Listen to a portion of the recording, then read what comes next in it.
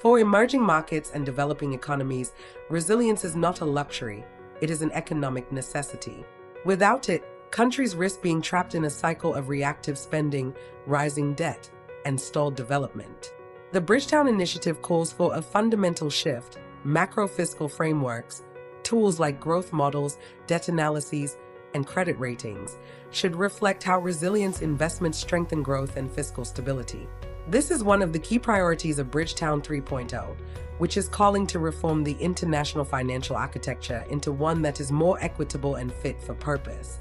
By increasing our investment in practical resilience building and risk-reducing measures, such as mangrove restoration to protect coastlines, to infrastructure upgrades that withstand floods, to early warning systems that save lives. This not only prevents disaster losses, but also safeguards development gains and sets economies on a more stable growth path. However, today's macrofiscal frameworks, like the International Monetary Fund and World Bank's debt sustainability assessments, still treat natural disasters solely as fiscal risks by failing to account for the economic returns that resilience investments deliver.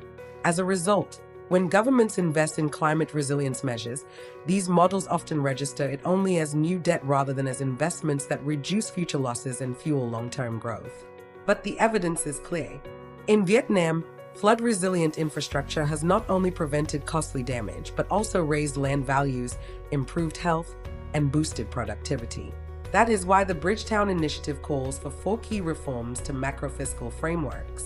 Firstly, these frameworks should quantify climate and nature risks to give policymakers a clear picture of the financing required.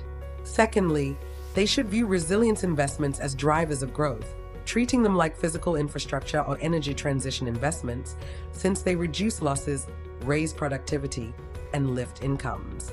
Thirdly, these growth benefits should be integrated into debt sustainability analyses, strengthening the case that resilience investment can be fiscally prudent and supports concessional and long-term borrowing.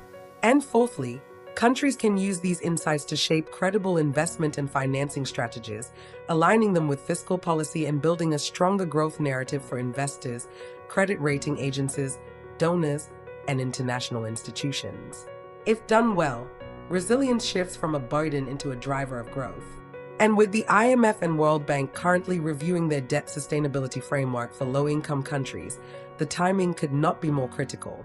To find out more, visit bridgetown-initiative.org.